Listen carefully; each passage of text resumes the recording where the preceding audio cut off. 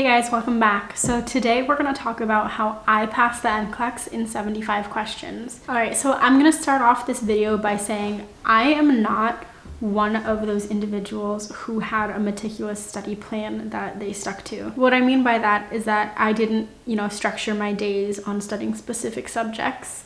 I didn't have like a study schedule. Nothing like that. I worked 3 to 4 days a week while studying. Yeah, I'm just gonna be completely transparent and tell you guys that I was successful without having any sort of, I don't want to say like any sort of study plan because I had a plan, but it wasn't like a rigid structure that I had stuck with. If you watched my past few videos, you would know that like I had to reschedule because of the hurricane that came to Florida, and then one of my friends died. So, studying for the NCLEX, it added a lot of pressure on a time that was really stressful for me. Despite me not having any sort of like strict plan to go with, I was still able to be successful. And essentially, I'm just going to talk about what I did to study and what I did to pass in 75 questions. Everyone is going to be different, and I hope you take away what you need and then it helps you. So yeah, let's get started. Right off the bat, I'm gonna say that the main thing that I used to study was uworld. So if you don't know what uworld is, it is a subscription-based service that you can use for nursing. It is a test bank and you can get access for like a certain amount of months. I got the 90-day subscription and it came with 2 practice tests. So I purchased this, I'm pretty sure before I graduated, if I remember correctly. And after I graduated, I did the first practice test. I tanked on it. It was just to see where I stood. I ended up getting like a 30% chance of passing like the NCLEX. I think I got like a 55% on the exam. And then the way they convert it to like your probability of passing the NCLEX, mine turned out to be 30%. Whatever, okay? It was the first test. It was before I started studying. I went with it and that was my baseline. After I took that test is actually when I went to England for 2 weeks for my post-grad trip. Decided to take some time off before studying for the NCLEX. So a lot of my friends I know decided not to wait a long time and just wanted to get the NCLEX over with, but I chose to take a break because I just finished school. I wanted to relax before going into studying. So I went away for 2 weeks, and when I came back was when I started the question bank for uworld. While I started the question bank, I did also start listening to the Mark K lectures. So Mark K does this NCLEX review that people pay for, but the world being what it is, there are videos and audio on YouTube. So that's what I did.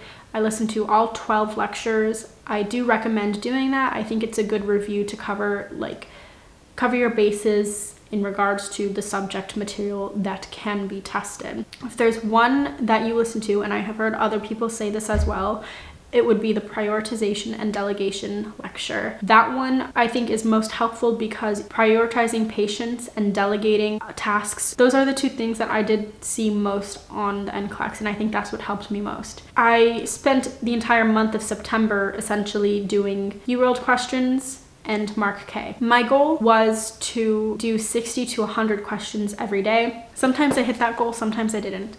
But as I was doing it, I would take notes on stuff that I got wrong. I would read the rationales, whether I got it correct or incorrect. And for the incorrect stuff, I would write notes on literally everything.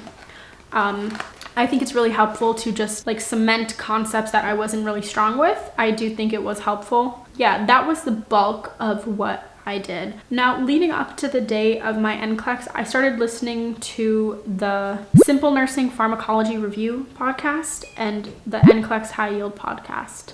1 second, Minnie is crying. Let's go get her.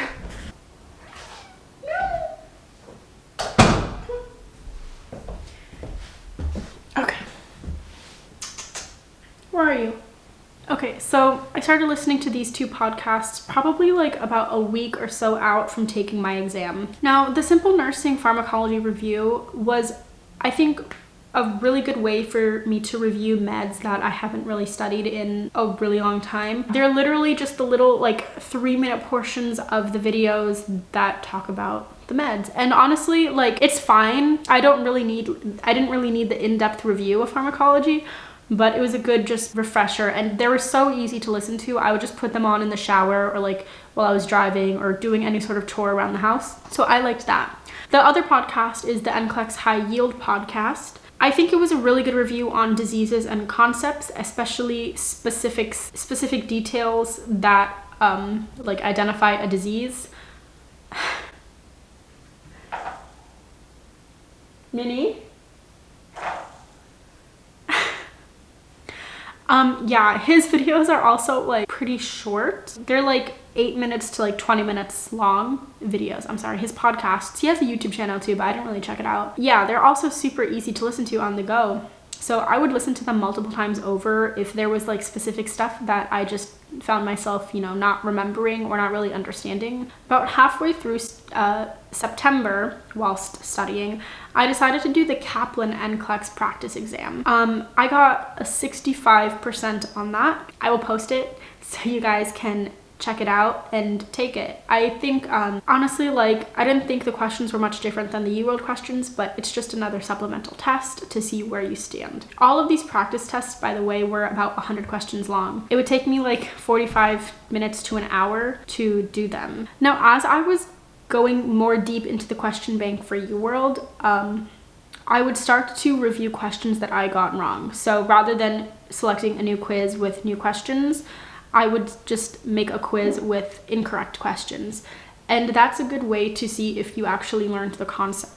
If you're considering purchasing an NCLEX review, I think that uworld is the best way to go. All of my friends have used uworld and everyone has been successful. Number one, the interface is going to be exactly how the NCLEX is laid out. I'm talking about the same colors, the same font, everything. So you're going to go into the exam comfortable if you've been using uworld the entire time. I tried doing some ATI questions as well, only because my school had a partnership with ATI, and so I figured I should try using it.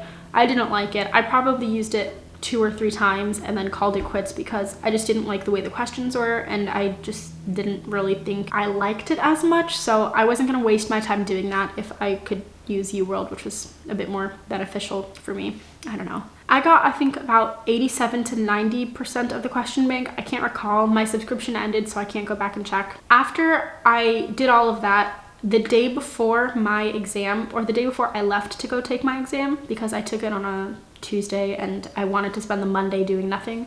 So on Sunday, the Sunday before my exam, I took that second practice test. I scored in the 65th percentile. So my first exam, I scored in the 33rd percentile. In my second exam, I scored in the 65th percentile. So as you can see, like, I was good. I was chilling. And that was just from doing the 60 to 100 questions a day whenever I like had time to sit and do practice questions, taking notes on them, reading the rationales, and then listening to Mark K and those supplemental podcasts. If you're like overwhelmed with, you know, thinking about how you can sit and devote, you know, X amount of hours to studying per day, I'm gonna be honest, there were days where I didn't have any time to like sit and study undisturbed for an hour or 2 hours even. So uworld has the app, and so I downloaded it onto my phone and also my iPad. And what I did was, like, anytime I had downtime, so if I was in the bathroom, if I was at a doctor's office, if I was getting my nails done, I would do uworld questions. I would do sometimes 3 questions, sometimes 10 questions, sometimes 20 questions. But eventually I just kept like making new quizzes as I was sitting down. And, you know, at one point 5 questions turned into like 30 questions. It's really easy to do, really easy to use. And I honestly think it made all the difference in the world. Yeah. Then October 4th came and I went to Gainesville and I took my NCLEX and I was in and out of there in under an hour. My test cut off at 75 questions and I figured out that I passed. That is what I did to study. Take what you want from what I say, because this is what worked for me. It's not necessarily what's going to work for you, but I will say that like only 13% of people do not pass the NCLEX on the first attempt. And so you have a very high likelihood of passing. If you study during nursing school and if you pass your nursing school exams, then you know the material. Now, I think what made me successful was the amount of time I spent doing practice questions. None of the subject material that I studied I saw specifically on my exam. I do think that what helped me was the test-taking habits that I was developing as I was doing uworld, you know, understanding the concepts, learning how to prioritize the answers, learning how to understand the question. In that sense, I think uworld is the best resource to use. But what I'm trying to say is, if you put in the work and the effort into doing practice questions and reading the rationales and knowing why you got something wrong and why you got something right, then you're going to be successful on the exam, because they're trying to test whether you can keep someone alive. And to be honest, it's hard to not know that kind of stuff, at least in my opinion. And yeah, so that's how I passed the NCLEX in 75 questions. If you guys have any tips, definitely share them down below to help out your friends, and I will see you guys in my next video. Bye.